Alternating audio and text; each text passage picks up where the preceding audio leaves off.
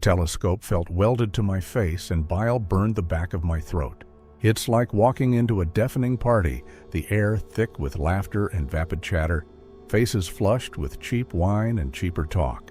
Everyone's swirling, celebrating, lost in a shared delusion of meaning, while I'm anchored in a corner, the cold metal of this damn telescope pressed against my eye socket, charting galaxies they wouldn't dream existed.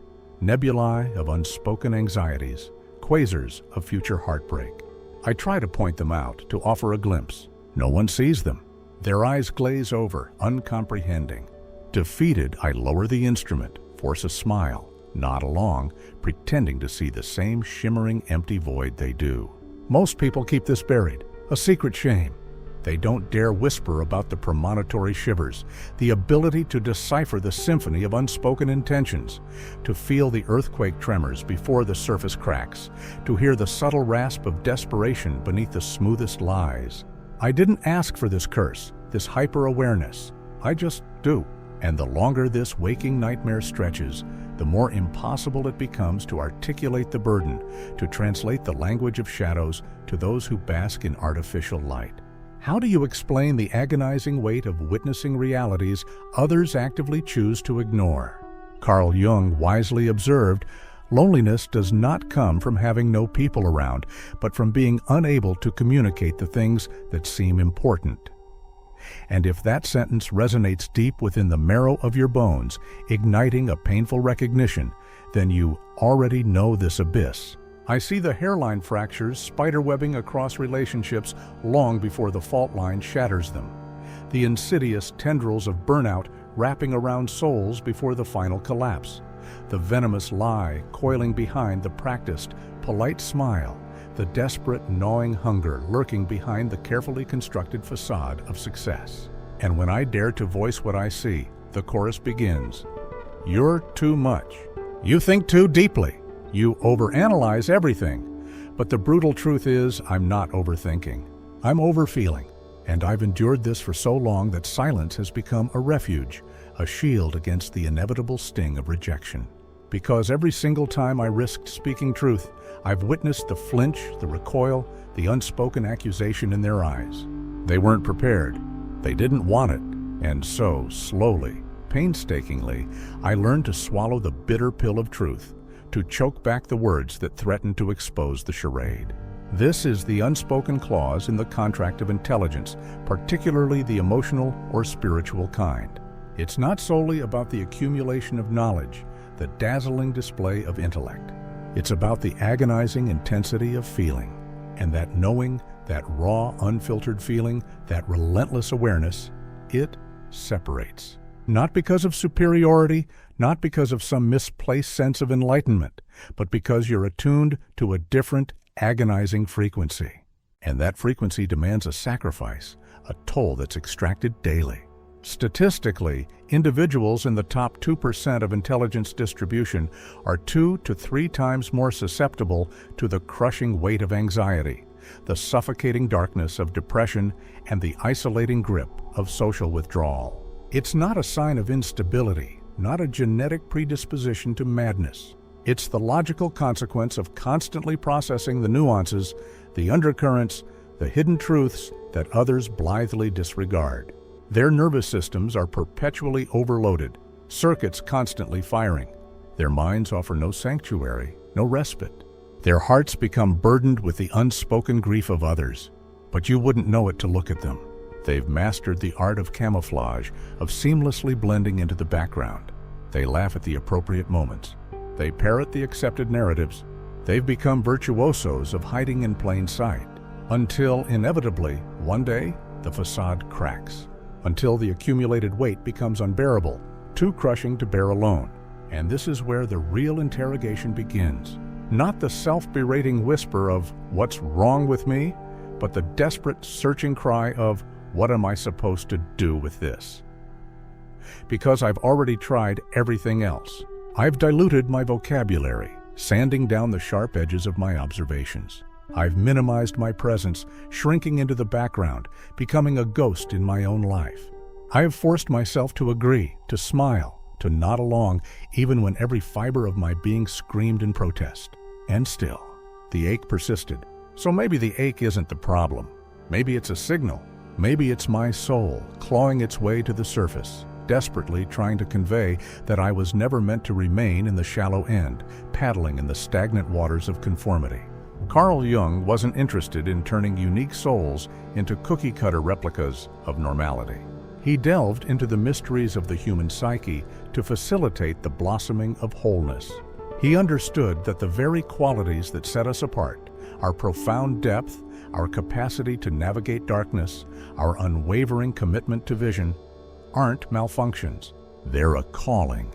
But before we can ascend to that higher truth, we must first descend into the neglected corners of our own being, into the long silenced voices within, into the archetypal figures that have shaped our relationships, fueled our longings, and ignited our deepest fears. Figures that hold the key to unlocking the mysteries we've spent a lifetime struggling to understand. The figures Jung named the Anima and the Animus, and they've been waiting patiently for this moment, for me to finally acknowledge their existence.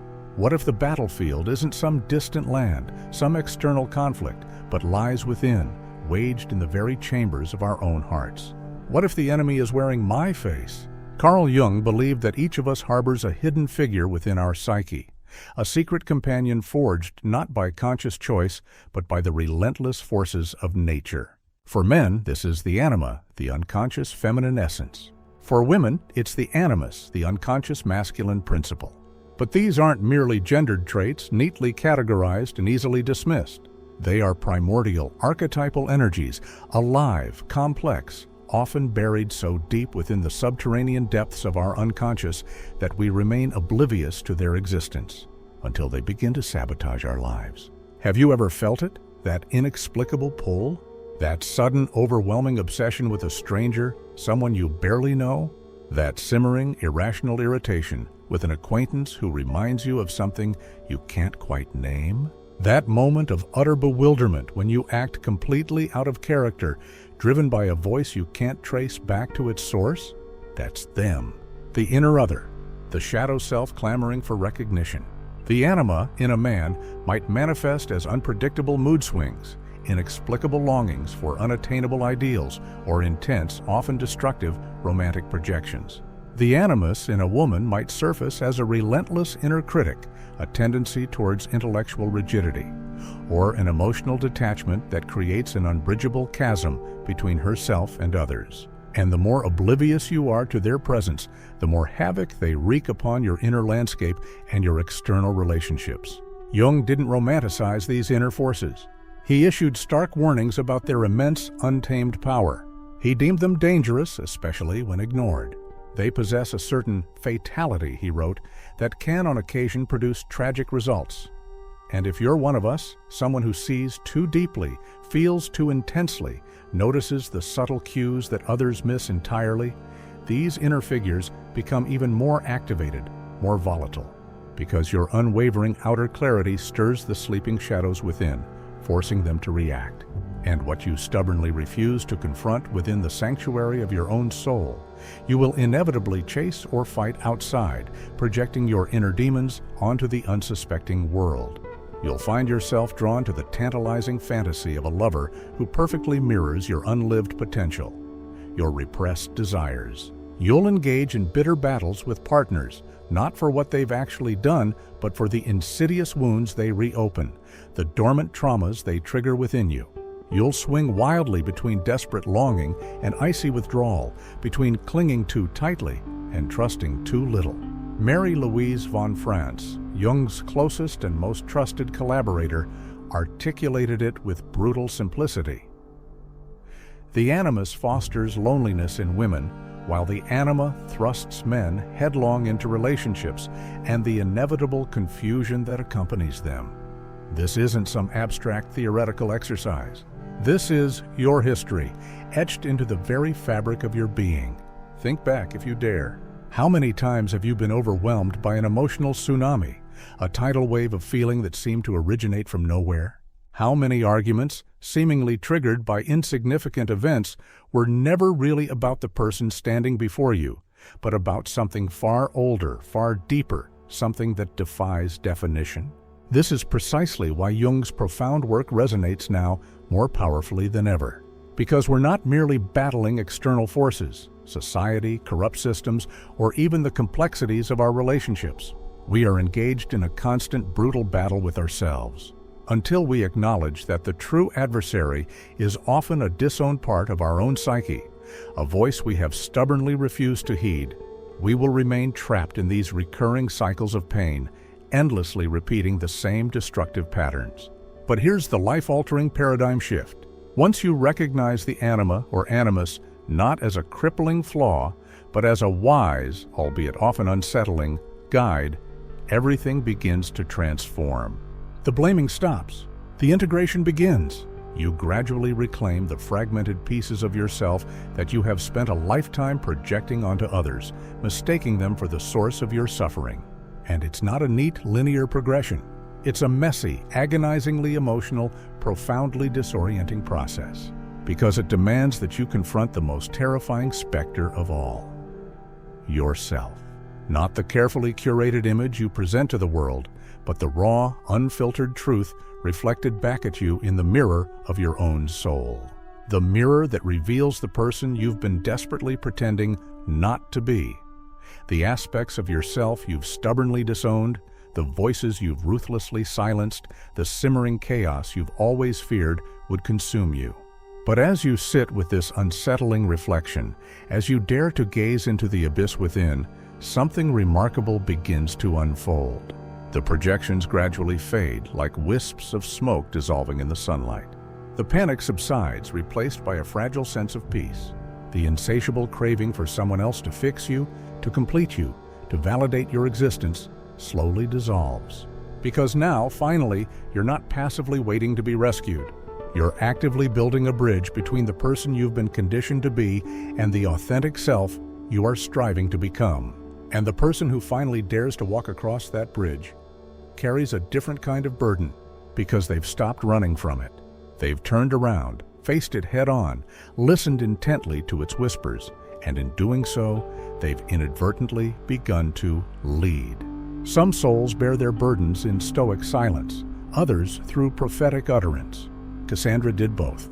The gods bestowed upon her the agonizing gift of foresight.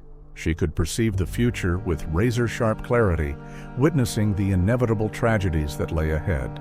But when she dared to defy the god Apollo, he cursed her, not by robbing her of her prophetic abilities, but by ensuring that no one, ever, would believe her. She would speak the unvarnished truth. She would issue urgent warnings of impending catastrophe. She would cry out in anguish as the unsuspecting Trojans opened their gates to the insidious wooden horse. And no one would heed her desperate pleas. She wasn't delusional. She wasn't overly dramatic. She wasn't mentally unstable. She was simply unseen. There's a profound reason why her tragic story continues to resonate across the vast expanse of time. Because Cassandra wasn't just a mythological figure. She was a mirror, reflecting back the painful truth of our own collective blindness. How many times have you known something before it happened, felt it in the very marrow of your bones?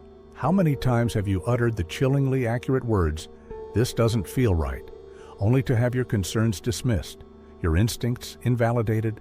How many times have you been labeled too much, told that you worry excessively, that you overthink everything, only to witness the very disaster you forewarned unfold with agonizing precision? I didn't want to be right. I just desperately wanted to be heard. But this world is inherently allergic to truth that arrives too early. Truth that disrupts the carefully constructed illusion of control. Most people prefer to remain blissfully unaware, choosing to see only when it's far too late to avert the impending crisis.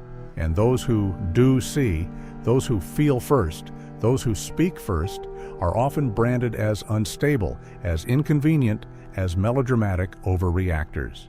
But what if you weren't overreacting? What if you were simply awake in a room full of people still deeply entrenched in slumber? Carl Jung understood this burden all too well. "A man who knows more than others becomes lonely," he wrote, with quiet resignation. Because awareness doesn't merely illuminate, it inherently separates. It creates an unbridgeable chasm between what you know to be true and what you are permitted to say. And in that agonizing space, doubt insidiously creeps in. Maybe you begin to question your own sanity, to wonder if you really are too much, too intense, too different.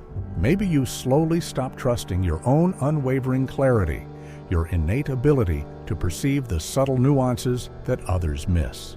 And maybe you begin to shrink, to dim your inner light, not because you've lost your vision, but because you've learned that truth carries a steep price.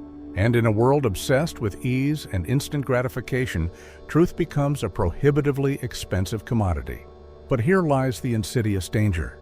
The more frequently you're ignored, the more tempting it becomes to simply stop speaking, to silence yourself before someone else does it for you.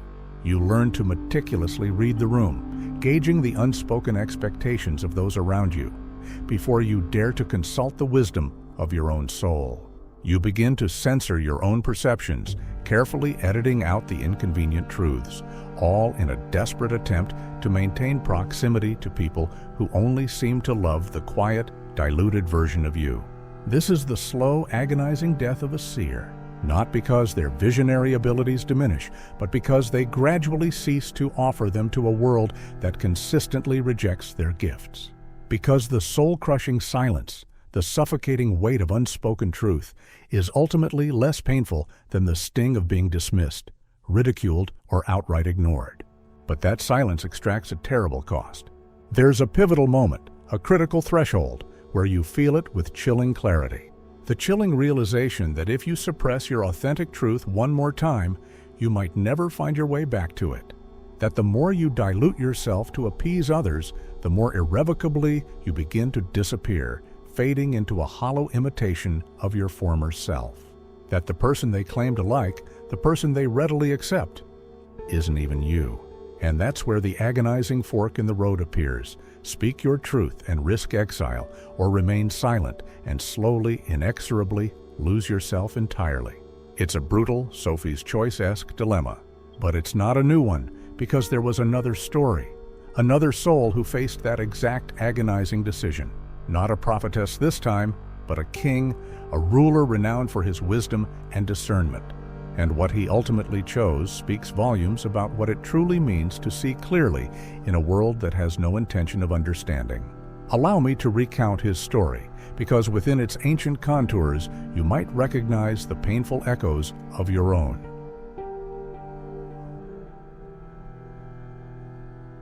Chapter 4. The Wise King and the Poisoned.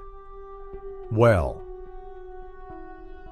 there was, in days of old, a benevolent king, celebrated not for his vast armies or sprawling conquests, but for his unwavering clarity of vision. He ruled a thriving city where reason prevailed, where justice was not merely a lofty ideal, but a tangible reality. The people felt seen, validated, their voices heard and valued. He prioritized listening above all else, understanding that true leadership stemmed from profound empathy. He was not without his flaws, of course, for he was, at his core, a mortal man. But he was undeniably wise, and his hard-earned wisdom served as the unwavering foundation upon which his entire kingdom was built. Until one fateful night, as the city slumbered peacefully beneath a blanket of stars, a malevolent witch crept silently into the town square and poured a dark, swirling potion into the town's only well, the lifeblood of their community. By dawn, every citizen had unknowingly drunk from its tainted waters. Every citizen, that is, except for the king himself. And by midday, the entire kingdom had descended into a collective madness, an unsettling descent into irrationality and paranoia. They spoke in nonsensical riddles, their words devoid of meaning. They accused each other of heinous crimes that were never committed, their accusations fueled by baseless suspicion. They forgot the day of the week, the names of their loved ones, the very foundations upon which their lives had been built. They succumbed to irrational fears, conjuring monsters from the shadows of their own minds. They lavished praise upon empty gestures, celebrating hollow symbols that held no true value. And yet, paradoxically, to each other, they all seemed perfectly fine. It was the king who now appeared strange, distant, jarringly different. And when he dared to speak reason, when he desperately attempted to warn them of the insidious poison that was spreading through their minds, they refused to listen. They regarded him with suspicion, their eyes clouded with mistrust. They whispered behind closed doors, their voices laced with paranoia. They branded him as unwell, his sanity called into question. By nightfall, they were unified in their decision to remove him from his throne, not because he had failed in his duties, but because he had stubbornly remained the same, refusing to succumb to the collective insanity. And so, the king stood alone in his private chamber, his heart heavy with grief, clutching a goblet of water drawn from the very same poisoned well. He faced an agonizing choice: drink and be accepted, reintegrated into the fold, or refuse and be exiled, forever banished from his own kingdom. And that night, with a profound sense of sorrowful resignation, he drank. The next morning, the citizens of the city erupted in joyous celebration. "Our king is one of us again," they exclaimed, their faces radiant with relief. He finally understands. He sees things our way, but he didn't understand. He had simply surrendered, relinquishing his desperate attempts to be understood, to bridge the chasm between his sanity and their madness. And so the polite, structured, celebrated madness continued, perpetuating itself in an endless, self-sustaining loop. This story isn't merely about kings and poisoned wells. It's about now. It's about you. Because if you've ever hidden your hard-won insights, carefully concealing your unique perspectives just to secure a fleeting moment of acceptance, if you've ever forced yourself to laugh at jokes that offended your sensibilities merely to avoid standing out from the crowd, if you've ever nodded along in placid agreement when every fiber of your being screamed a resounding no, then you too have unknowingly tasted from the poisoned well. And perhaps you didn't even realize it at the time. Perhaps you've been unknowingly sipping from its toxic depths for years, slowly, imperceptibly, relinquishing the very parts of yourself that saw too much, felt too deeply, spoke too early. Perhaps you've meticulously adjusted your truth, sanding down its sharp edges until it now fits comfortably into the shallow, predictable conversations that used to feel utterly unbearable. But beneath the veneer of manufactured comfort lies a profound and agonizing grief. The specific kind of grief that only arises from knowingly abandoning the truth, sacrificing your integrity in a desperate attempt to maintain a semblance of peace. Carl Jung issued a stark warning about this very phenomenon. He cautioned that the greatest danger isn't in being wrong. It's in losing yourself inside the collective, in trading your unwavering clarity for fleeting applause, in giving up your own unique mind so you don't risk losing your tribe. He understood that individuation, the arduous process of becoming your fully realized self, requires periods of profound solitude. It demands that you consciously step out of the swirling current of societal expectations, even when that current carries everyone you deeply love. It asks you to bravely confront the gnawing ache of being different, the deafening silence of walking alone, the paralyzing fear of never being truly understood. But he also left us something else, a shimmering thread of hope amidst the encroaching darkness. He wrote with unwavering conviction, "No matter how isolated you are, if you do your work truthfully and conscientiously, unknown friends will come and seek you." Unknown. Friends, not saviors riding in on white horses, not adoring crowds showering you with praise, just people. Real, authentic people who don't flinch at the sight of your unvarnished truth, who don't demand that you shrink to fit into their predetermined boxes, who don't mistake your unwavering clarity for coldness or your profound depth for unnecessary drama. But you won't find them if you continue drinking from the poisoned well, numbing your senses, sacrificing your authenticity on the altar of conformity. You won't find them if you continue pretending to be someone you're not, carefully constructing a facade of normalcy to appease the masses. You will only find them by bravely standing tall in your own unyielding truth, even when it costs you the comfort of the familiar room. You will find them by choosing to remain lucid and clear-sighted while the world around you gleefully celebrates delusion. You will find them by choosing to speak, not because it's safe, but because it's real, because your soul demands it. And perhaps you're not quite there yet. Perhaps you're still hesitantly holding the goblet, nervously weighing the potential cost of defiance. That's perfectly okay.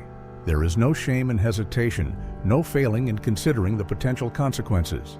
But know this with unwavering certainty. Every single time you deliberately choose to see and then choose to remain silent, a small but vital part of your inner self slowly goes quiet too.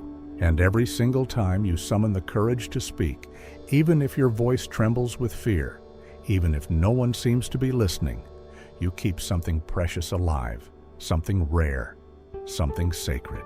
The very part of you that was born not to conform, but to awaken the sleeping masses. Chapter 5. The Quiet Cost of Clarity. Not all burdens announce their presence with thunderous pronouncements.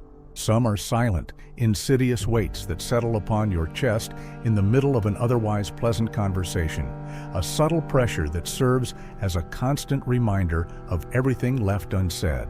Some don't scream for attention, they merely hum quietly, a low, dissonant frequency just beneath the deceptive noise of daily life.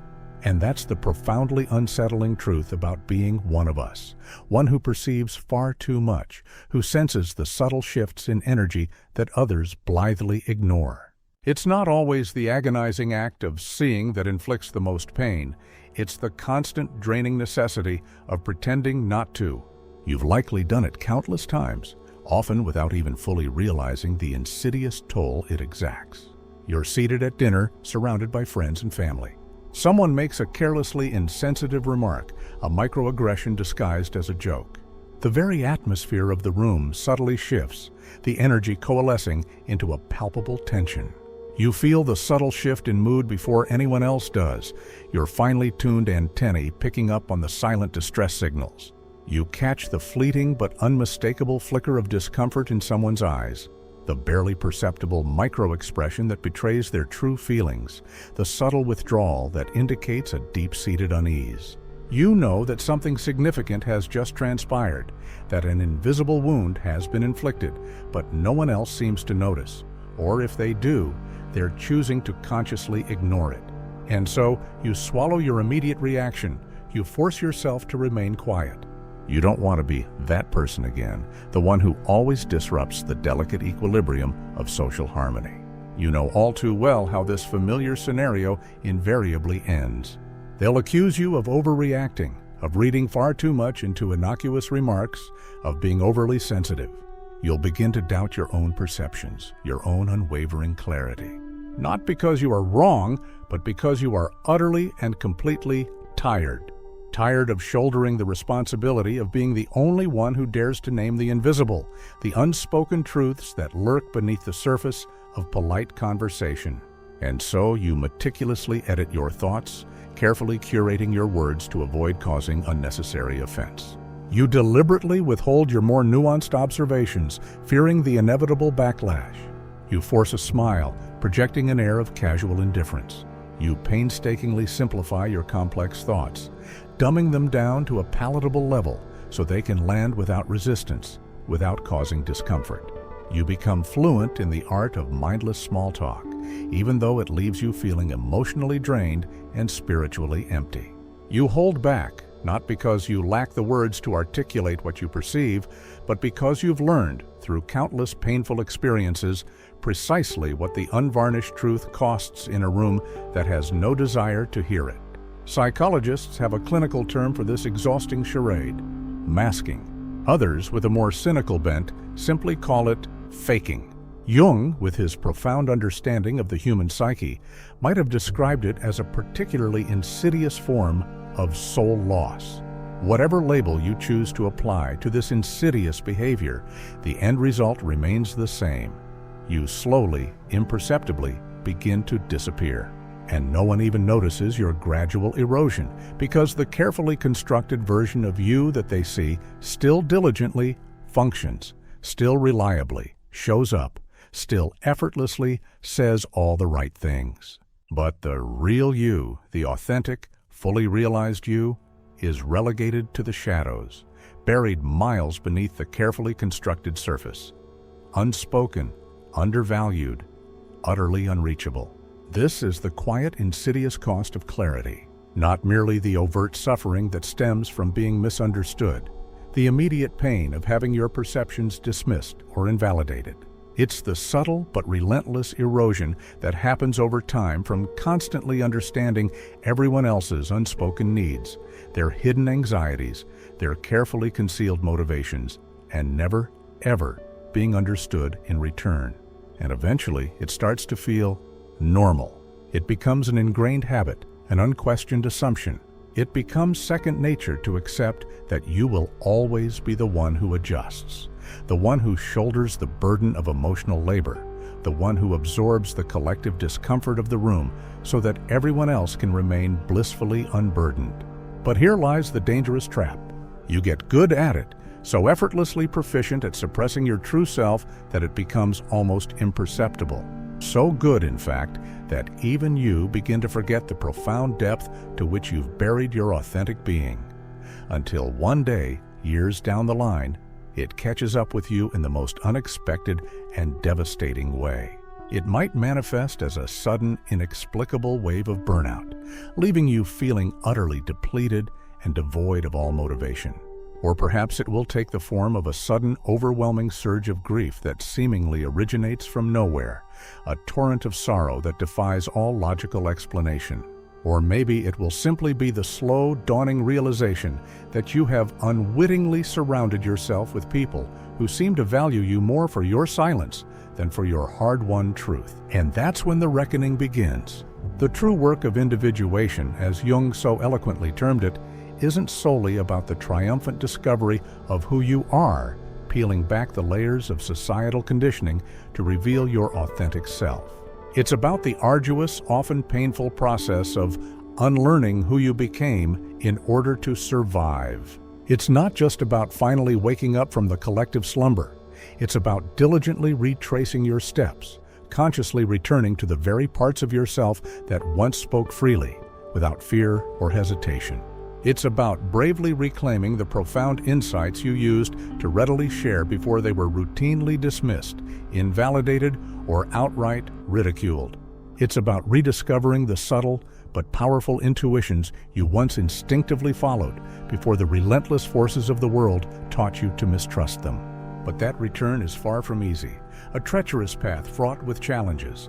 Because the very moment you begin to reclaim your unwavering clarity, you inevitably begin to lose your carefully constructed camouflage, the meticulously crafted persona you adopted to blend seamlessly into the background. You become visible again, not as the agreeable, accommodating version that everyone has grown accustomed to, but as the raw, unfiltered, and often unsettling, real one. And that's precisely where the debilitating loneliness spikes once more, a familiar ache that threatens to overwhelm you. Because some of the people closest to you, those who have known you for years, may have never truly met the authentic version of you that is now courageously resurfacing from the depths of your repressed self. And to your profound disappointment, some of them simply won't want to. They'll resist the change, cling to the familiar facade, and subtly, or not so subtly, attempt to push you back into the shadows from whence you came. But don't let that stop you. Don't allow their fear to dictate your destiny.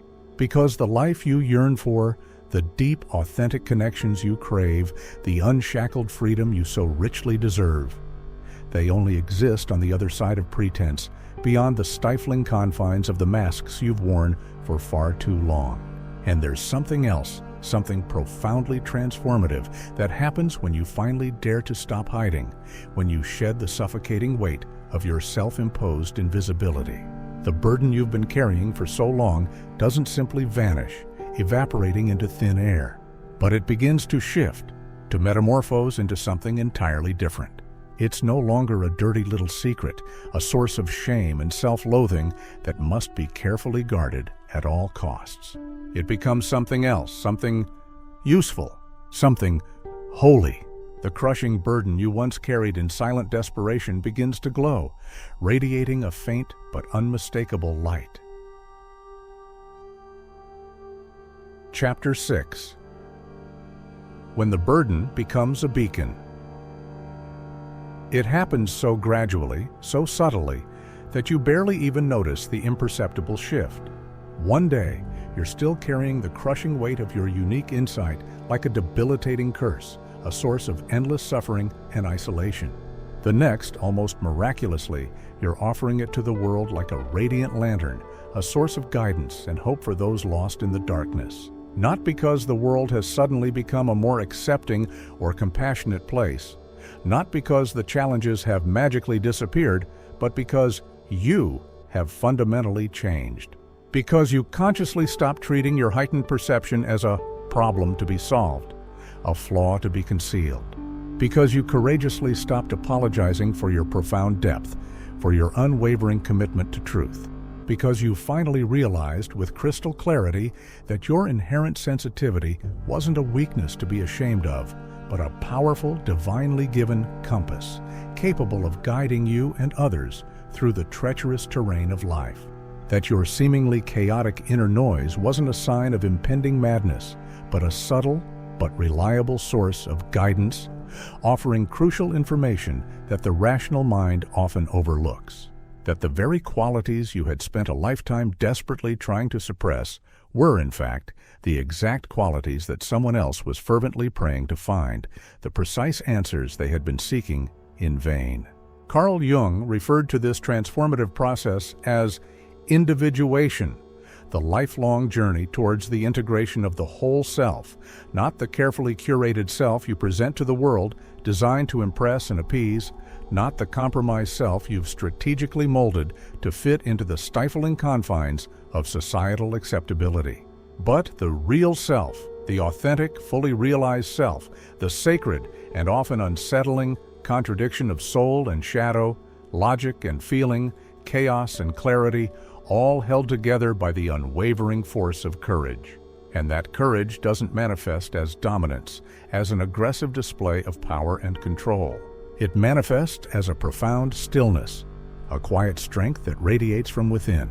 It looks like consciously choosing to speak your truth, even when your voice trembles with fear, even when you know your words will be met with resistance. It looks like resolutely staying rooted in your own unwavering convictions when others are pressuring you to bend, to compromise your integrity, to betray your own deeply held values.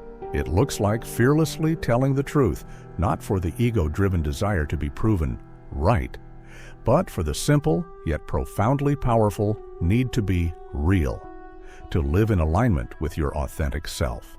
And something remarkable happens when you finally dare to embody that unwavering authenticity. People begin to appear as if drawn to a magnetic force. Not noisy crowds, not fleeting acquaintances, but genuine kindred spirits. Quiet ones, observant ones, people who truly see you, not just the carefully constructed mask you present to the world, but the radiant light shining brightly behind your eyes. People who have bravely walked through their own unique version of the fire, enduring their own harrowing trials, and instinctively recognize the burn marks on yours. They won't need you to painstakingly explain your experiences to justify your unique perspective. They'll already know, and for the first time in what feels like an eternity, you'll feel it. That unmistakable click, that profound resonance, that quiet, unwavering yes that reverberates deep within the core of your being. The liberating sense that you don't have to dilute your essence, suppress your voice, or compromise your values in order to finally belong, that your voice isn't too much, too intense, too disruptive, that your vision isn't too strange, too unconventional, too unsettling, that your burden isn't something you must carry alone in silent desperation any longer. Because now, almost miraculously, it's transformed into a bridge, a radiant beacon. Something that doesn't just sustain you, propelling you forward on your solitary journey, but actively calls others in, beckoning them from the shadows, guiding them towards the light. And maybe that's precisely why you were destined to carry this seemingly unbearable burden for so long. Not because you were fated to endlessly suffer, to wallow in perpetual misery, but because you were ultimately meant to lead, to illuminate the path for others. Not by offering easy answers, neatly packaged in platitudes, but with your unwavering presence, your authentic embodiment of truth. Not with superficial perfection, an unattainable ideal, but with profound depth, a testament to the resilience of the human spirit. The world doesn't need more people who effortlessly fit in, seamlessly conforming to the status quo. It desperately needs the rare individuals who can truly see, who can deeply feel, who possess the capacity to hold the exquisite complexity of human existence and still move through the world with unwavering love and compassion. It needs you.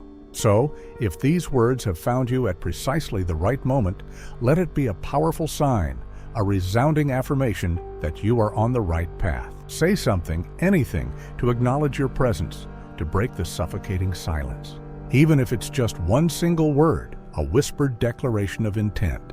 Drop it in the comments section, a small act of defiance against the encroaching darkness. Simply say, "Awake."